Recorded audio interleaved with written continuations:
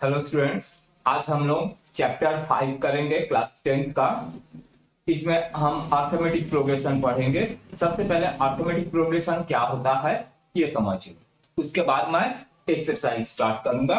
तो देखो, जैसे 1 2 3 4 ये नंबर्स, या फिर सोचो 2 4 6 8 ये, या फिर सोचो -6 -4 -2 0 2 4 ये, या फिर देख लेते हैं 5 10 15 20 ये नंबर्स। ठीक, ये नंबर को ध्यान से देखो, दो नंबर के बीच का डिफरेंस सेम, तो ये होता है अर्थमेटिक प्रोग्रेशन। अगर हम देखते हैं इसमें, देखो सब में 5 के डिफरेंस में है, और इसमें अगर देखते हैं तो 2 के डिफरेंस में है पूरा, ये भी 2 के डिफरेंस में है, और ऊपर वाला 1 के डिफरेंस में है। तो इस टाइप के जब भी सीक्वेंस होंगे तो वो अर्थमेटिक प्रोग्रेशन बोलेंगे। ठीक है, इसमें फर्स्ट वाला जो टर्म होता है, मैं इसको थोड़ा मिटा के यहां से बना रहा हूं।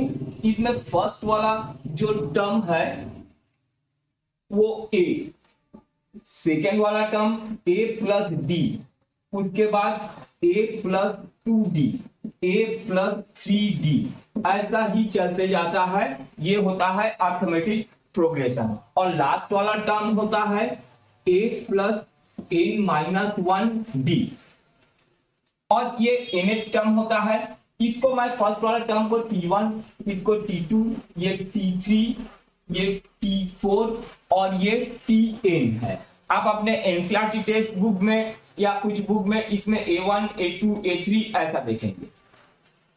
t1 जो होता है वो फर्स्ट टर्म होता है, t2 second term, t3 third term, ऐसा करके n टर्म तक। tn को क्या बोलते हैं, और ये nth टर्म का फॉर्मूला है, tn is equal to a plus n minus 1d। यही एक फॉर्मूला, इस एक फॉर्मूला से आपका फर्स्ट सेकेंड ये एक्सरसाइज बन जाएगा। आपको पूरा बुक में इसमें दो ही फॉर्मूला मिलेगा, 2-3 फॉर्मूला मिलेंगे, उसी से पूरा बुक सॉल्व हो जाएगा। ठीक, तो इसमें देखो tn क्या है, a क्या है, n क्या है और d क्या है। तो a is equal to first term, और d जो होता है वो कॉमन डिफरेंस।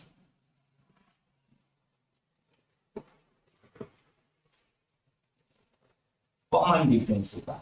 ठीक है, n is equal to number of terms, कितने नंबर्स है, कितने टर्म्स है, नंबर ऑफ टर्म्स।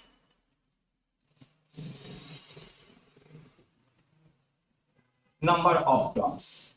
और tn क्या होता है, tn is equal to nth term, जैसे 5th टर्म की, 6th टर्म की, 8th टर्म की, 20th टर्म।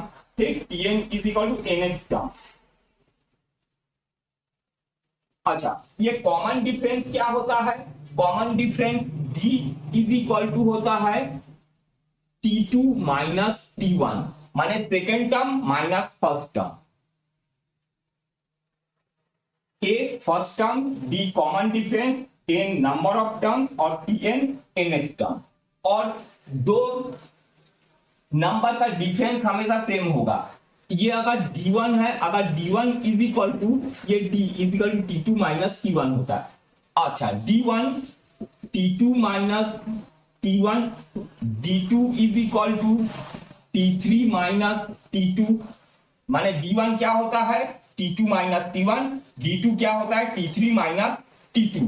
इसका मतलब क्या हो गया, देयरफॉर d1, और इसमें हमेशा d1 is equal to d2, वैसा he is equal to d3, ऐसा सभी का डिफरेंस जो है इक्वल होगा।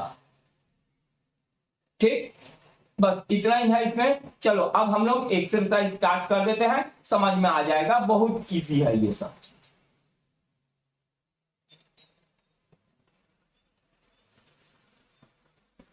अच्छा, इसी में हम लोग सम ऑफ इन टर्म भी देख लेते हैं। यहाँ पर डी को फॉर्मूला को मैं इधर लिख दे रहा हूं, D is equal to T2 minus T1 ये होता है। यहाँ पर मिटा के इसका एसएन वाला फॉर्मूला भी बता देता हूं। एसएन माने सम ऑफ टर्म्स, तो S N is equal to S N माने क्या होता है, ये जो टर्म्स मैं लिखा हूं इनका सम कितना होता है। तो S N is equal to होता है n upon two a plus n minus one d ये, और एक होता है s N is equal to n upon two a plus l, l means last term होता है, उसका जो अंतिम टर्म है लास्ट टर्म। ठीक, जैसे इसमें बोला है कि सम ऑफ ये जो सीक्वेंस है इसके 20 टर्म तक का सम क्या होगा, तो इसमें n इज इक्वल टू वहां पर हमारे पास 20 होगा। यही बस फॉर्मूला है, इन्हीं फॉर्मूला से हमारा पूरा चैप्टर बन जाएगा। ये दोनों फॉर्मूला सेम है, ये छोटा है ये बड़ा है, और ये माने इसमें दो ही फॉर्मूला लगेगा, दो फॉर्मूला से हमारा पूरा चैप्टर बन जाएगा। बहुत इजी चैप्टर है। चलो एक्सरसाइज स्टार्ट करते हैं। एक्सरसाइज 5.1 का फर्स्ट क्वेश्चन, आप अपने एनसीईआरटी टेक्स्ट बुक में क्वेश्चन को देखो। In which of the following situation does the list of numbers involve make an arithmetic progression and why. First का फर्स्ट दिया है question, the taxi fare after each kilometre when the fare is ₹15 for the first kilometer and ₹8 for each additional kilometer। इससे हमको arithmetic progression का वो sequence बनाना है और बताना है कि वो अर्थमेटिक प्रोग्रेशन में है कि नहीं। तो फर्स्ट जो किलोमीटर जा रहा है वो फर्स्ट टर्म ए होता है, उसके लिए ₹15 लगता है। फिर सेकेंड में क्या है, ₹8 ज्यादा लगता है। A2 इज इक्वल टू ये A1 ले लेता हूं, या A2 सेकेंड क्या होता है A प्लस डी होता है। A प्लस डी, A क्या है हमारे पास 15 है और D हमारे पास 8 है, 8 रुपीज बढ़ते जा रहा है, तो ये 8 हो गया। उसके बाद A3 क्या होगा, A प्लस 2D, मैं इसके पहले लिखवा चुका हूं इसको, तो A है 15 plus 2D 2 into 8 is equal to 16 into 15, ये हो गया 31। वैसा ही A4 is equal to A plus 3D होता है, ये हो गया A15 है प्लस 3 इंटू 8, D8 है हमारे पास, तो ये हो जाएगा 24 इंटू 15, 24 और 15 39, ये हो गया 39। अच्छा, यहां पर 15 प्लस 8 23, ये सीक्वेंस बन गया। तो सीक्वेंस है हमारे पास 15 23 31 39, ये ऐसा सीक्वेंस बनते जाएगा। तो देखो D1 क्या है, D1 होता है T2 माइनस T1, या A2 माइनस A1 भी ले सकते हो, यहाँ पर A2 माइनस A1 ऐसा भी लिख सकते हो। देखो कुछ बुक में T1 T2 T3 देते हैं, कुछ बुक में A1 A2 A3 देते हैं, दोनों सेम है, first term second term third term, इसमें भी फर्स्ट टर्म सेकेंड टर्म ये थर्ड टर्म होता है। तो हम यहाँ पर D1 is equal to T2 minus T1 ले, चाहे A2 माइनस A1 ले, तो A2 माइनस A1, A2 कितना है हमारे पास, A2 है ये 23 माइनस A1 कितना है 15 इज इक्वल टू 8। अच्छा, D2 देखते हैं, D2 क्या होता है, A3 माइनस A2 या T3 minus T2 is equal to third term क्या है, थर्ड टर्म है 31 माइनस A2, सेकेंड टर्म है 23, दोनों को माइनस करेंगे तो 8, तो लिखेंगे since D1 is equal to D2, difference same है, कॉमन डिफरेंस सेम है, देयरफॉर जो सिचुएशन दिया हुआ है वो अर्थमेटिक प्रोग्रेशन में है। नेक्स्ट क्वेश्चन को देख लेते हैं, क्वेश्चन नंबर फर्स्ट का second, the amount of air present in a cylinder when a vacuum pump remove 1/4 of the air remaining in the cylinder at a time. ये arithmetic progression में है कि नहीं है, ये हमको बताना है. तो चलो देखते हैं. तो सबसे पहले लिखो amount of air in the cylinder. ये है फर्स्ट का second. Amount of air in the cylinder is equal to x ले लो. ठीक. तो जब पंप करते हैं उसमें से 1/4 निकल जाता है. तो A1 is equal to x. A2 सबसे पहले x था उसमें भरा हुआ, उसके बाद x माइनस x बाई 4 1/4 निकल गया. तो ये कितना होगा 4x minus x 3x by 4. फिर पंप किए तो A3 इज इक्वल टू क्या है, अब इतना बचा हुआ है 3x बाई 4. इसका 1/4 निकल जाएगा 1/4. 3x बाई 4 का 1/4 फिर निकल जाएगा. तो क्या होगा, ये है 3x बाई 4 माइनस 4 4 16.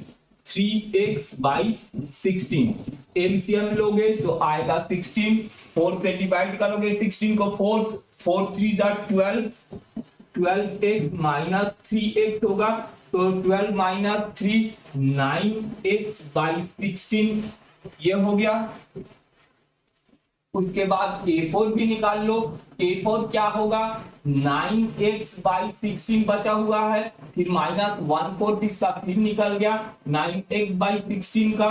तो ये हो गया 9x by 16 minus 9x upon 16 4 जा 64. तो एलसीएम हो जाएगा 64. 16 से डिवाइड करोगे 4 4 9 जा 36. 36x minus 9x is equal to 27x by 64. ये सीक्वेंस निकला. A1 ये A1 x है, A2 है हमारे पास 3x बाई 4, A3 है वहां 9x बाई 16 और A4 है 27x बाई 64. तो सीक्वेंस है x 3x by 4, 9x by 16 और 27 बाई x बाई 64. तो चलो D1 देखते हैं. D1 क्या होगा, A2 minus A1. A2 minus A1. तो ये हो जाएगा 3x अपॉन 4 माइनस x. तो ये हो जाएगा 4x. 3x minus 4x. तो माइनस x बाई 4. और D2 देखते हैं. D2 क्या होता है, A3 माइनस A2. A3 क्या है हमारे पास है 9x by 16. 9x by 16 minus A2 है हमारे पास 3x बाई 4. 3x by 4. तो एलसीएम लेंगे तो आएगा 16. यहां पर होगा 9x. 4 से डिवाइड करेंगे 16 को 4 4 3 जा 12 माइनस 12x. तो ये हो जाएगा माइनस 3x बाई 16. ठीक. तो यहां पर देखो D1 और D2 इक्वल नहीं है, तो यहां पर लिखोगे since D1 not equal D2 माने गैप सेम नहीं है, तो ये अर्थमेटिक प्रोग्रेशन भी नहीं है. D1 और D2 इक्वल होना चाहिए. D1 क्या है, फर्स्ट दो D1 होता है second term minus first term. D2 होता है third term minus second term. माने दोनों के बीच का डिफरेंस इक्वल आना चाहिए. इक्वल नहीं है तो ये अर्थमेटिक प्रोग्रेशन नहीं है. Next question. Question number first का थर्ड. अपने एनसीईआरटी टेक्स्ट बुक में क्वेश्चन को अच्छे से पढ़ो और समझो. फर्स्ट क्वेश्चन नंबर थर्ड में हमको दिया है सिचुएशन कि the cost of digging a well after every metre of digging when it costs rupees 150 for the first meter and rise by ₹50 for each subsequent metre. ठीक है, तो subsequent metre में वो कितना कितना होते जाता है, 50 बढ़ते जाता है। फर्स्ट जो 1 मीटर के लिए है 150 है। ठीक है, उसके बाद के जितना भी मीटर होगा सब्सिक्वेंट मीटर में वो 50 बढ़ते जाएगा। तो देखो फर्स्ट मीटर के लिए कितना रुपीस लगा, 150।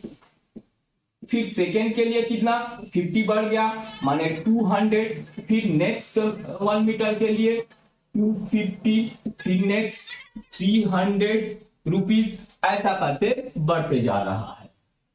तो ये सीक्वेंस ऐसा बन रहा है। तो D1 देखते हैं, D1 क्या होता है, A2 माइनस A1, ये A2 minus A1 is equal to 200 minus 150 is equal to 50 rupees. उसके बाद D2 देखो, D2 क्या होता है, A3 माइनस A2, ये A3 A1 A2 A3 minus A2, 250 minus 200 is equal to 50। वैसे ही और भी निकाल सकते हो, D3 इज इक्वल टू क्या होता है, T4 माइनस T3 या A4 माइनस A3। ठीक है, इज इक्वल टू तुम्हारे पास 300 माइनस 250 इज इक्वल टू 50। देखो सब इक्वल आ रहे हैं, तो लिखोगे since D1 is equal to D2 is equal to D3, therefore ये जो है वो अरिथमेटिक प्रोग्रेशन है। Next question, question number first का 4, the amount of money in the account every year when rupees 10,000 is deposited at compound interest at 8% per annum। Her year जो है उसमें 8% increase होगा।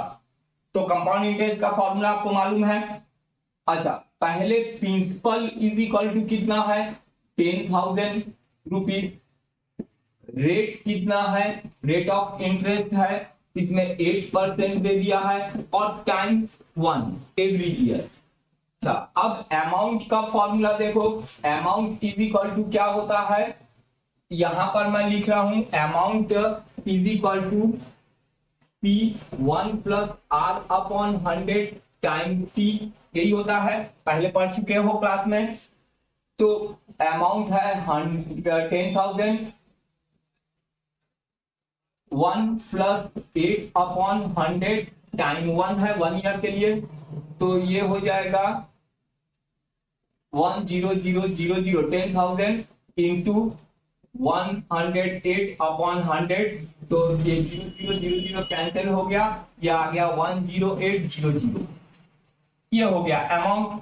नेक्स्ट ईयर A1 इसको ले लेता हूं, A2 इज इक्वल टू, फिर से अब अमाउंट प्रिंसिपल इसको लेंगे 10800, 1 प्लस रेट है 8 अपॉन 100 टाइम 1 ईयर, तो ये हो जाएगा 10800 इंटू 108 अपॉन 100, 0000 कैंसिल हो गए, तो ये हो जाएगा 108 इंटू 108, 8 8 जा 64,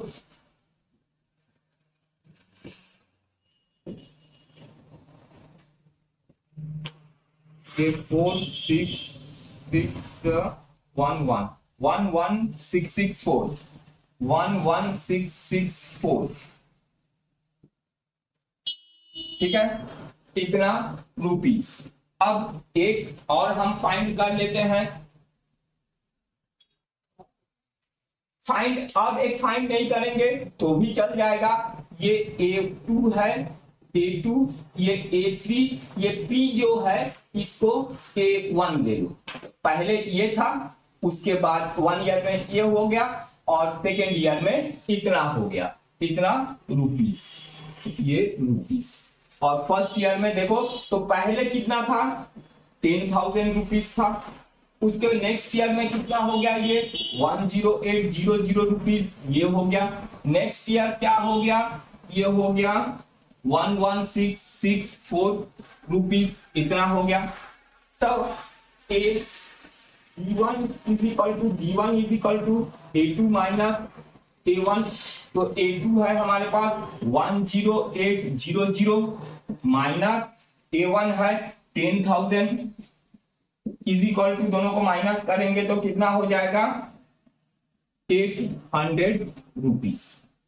अब D2 देखते हैं। D2 इज इक्वल टू क्या होता है A3 माइनस A2 या T3 माइनस T2, ये टर्म लोगे T1 T2 T3 या A1 A2 A3 ऐसा लो, तो ये हो जाएगा 11664 माइनस 10800। तो दोनों को माइनस कर लेते हैं, चलो रफ नहीं कर लेता हूं, रफ में इसको माइनस करूंगा 10800, तो यहां पर होगा 466 और यहां पर 664 इज इक्वल टू 664। तो देखो D1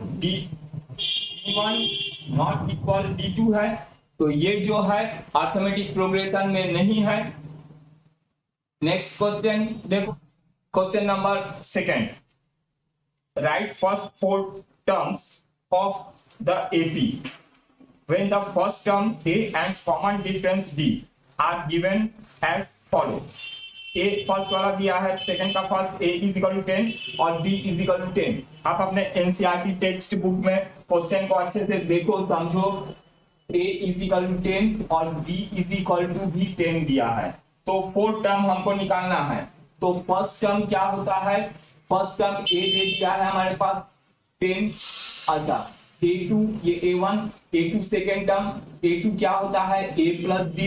देखो मैं पहले ही बताया हूं टर्म कैसा होता है A plus D, A plus 2D, A plus 3D, ऐसा चलते जाता है AN तक, A plus n minus 1D nth term होता है, ऐसा ही होते जाता है। तो फर्स्ट टर्म A होता है, सेकेंड टर्म क्या होता है A प्लस डी। देखो A प्लस डी, तो A क्या है 10 प्लस D कितना है 10 इज इक्वल टू 20 हो गया।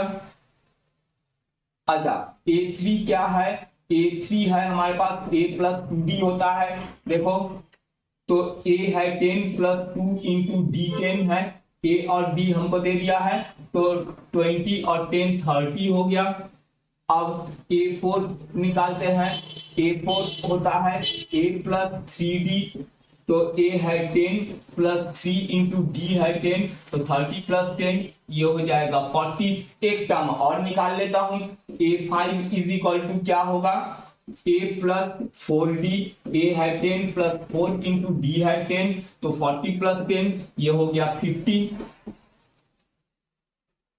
तो 4 टर्म्स ये 10 20 30 40 50 ये ऐसा निकलते चले जाएगा, जितना भी टर्म्स बोलेंगे उतना टर्म निकाल दो। नेक्स्ट क्वेश्चन को भी देख लो,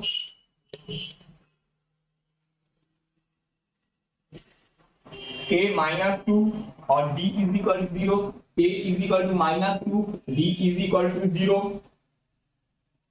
तो A1 is equal to minus 2, A2 is equal to क्या होता है A प्लस D, A है हमारे पास minus 2 plus 0 is equal to minus 2 होगा। फिर A3 इज इक्वल टू क्या होता है A प्लस 2D, A है minus 2 plus 2D, 2 into D है हमारे पास 0, तो 2 इंटू 0 0 और ये minus 2। A4 is equal to A plus 3D, A है हमारे पास माइनस 2 प्लस 3 इंटू D 0, तो ये 0 मल्टीप्लाई हो गया 0 माइनस 2, ये माइनस 2, तो ये पूरा sequence minus 2 minus 2 minus 2 minus 2 ये आ रहा।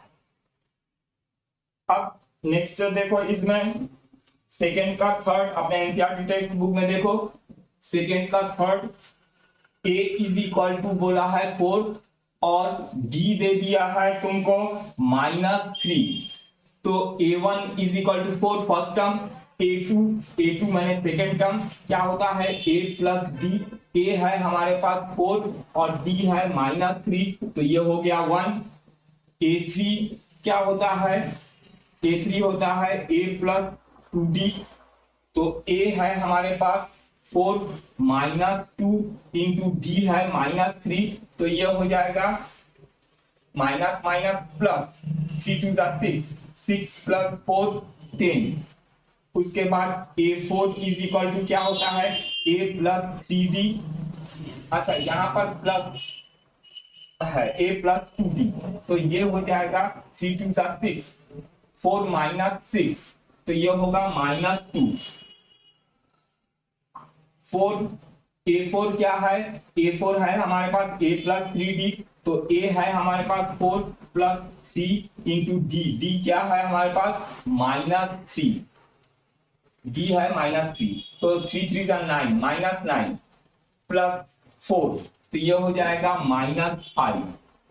और एक टर्म भी निकाल लेते हैं, तो ये a5 भी निकाल लेते हैं। चलो ये a प्लस 4d होता है, तो a है हमारे पास 4 प्लस 4 इंटू डी है -3, तो 12, 4 इंटू -3 -12 प्लस 4, तो 12 में से 4 माइनस करेंगे तो 8, ये हो जाएगा -8, बढ़ के सामने माइनस साइन तो माइनस साइन, तो सीक्वेंस क्या निकल रहा है 1 -2 -5 -8।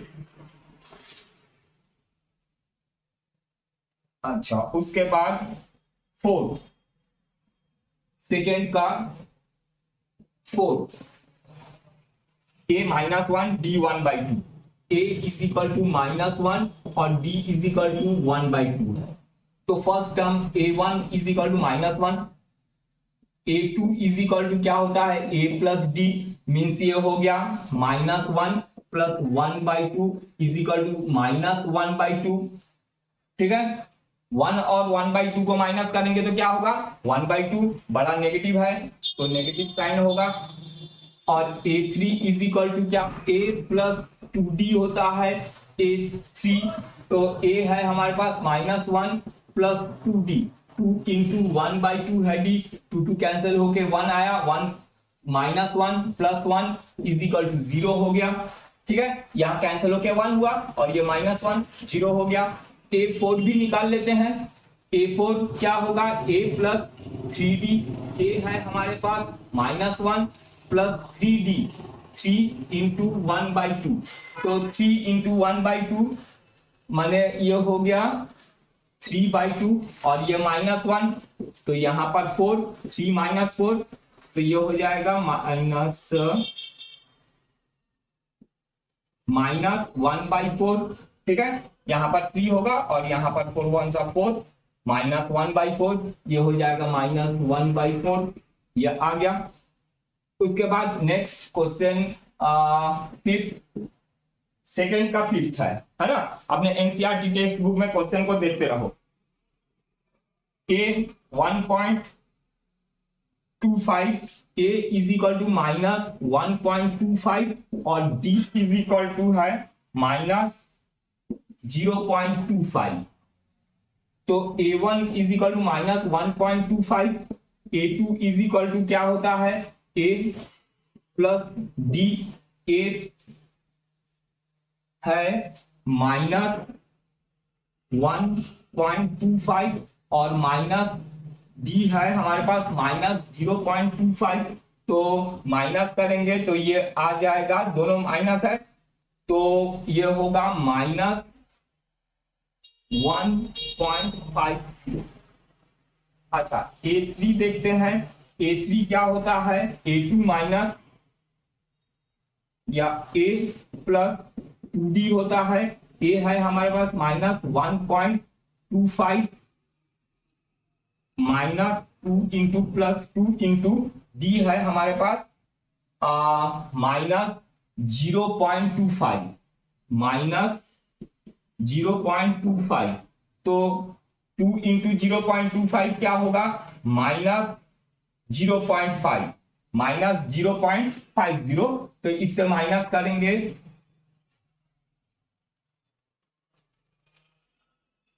-2.5 और -5, कैलकुलेशन करके देखो -1.25 और ये होगा -0.50, तो ये हो जाएगा -1.50।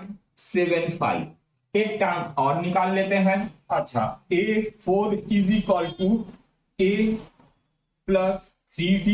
तो A है हमारे पास -1.25 प्लस 3D है -0.25 इज इक्वल टू, देखो 3 इंटू -0.25 तो 0.75 हो जाएगा। तो 1.25 माइनस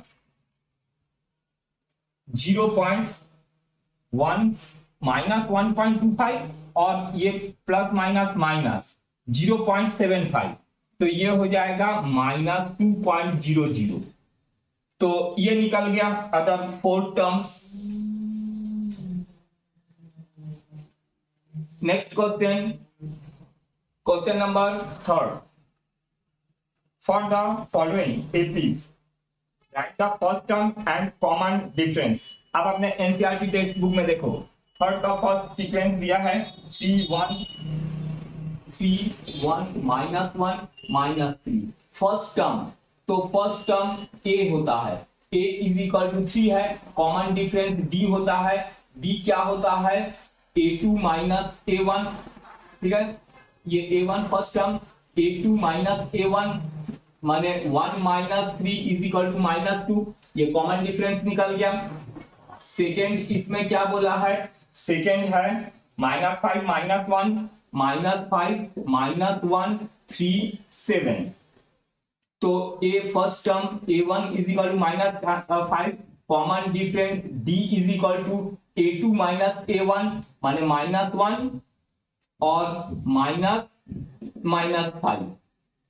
तो माइनस माइनस प्लस हो गया, ये हो गया 1 plus -1 plus 5 is equal to 4।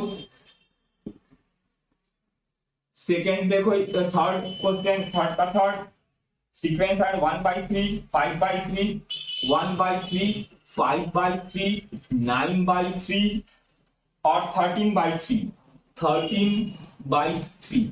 तो a इज इक्वल टू क्या है, a1 first term, a first term है 1/3 और d क्या है t2 माइनस t1 या a2 माइनस a1।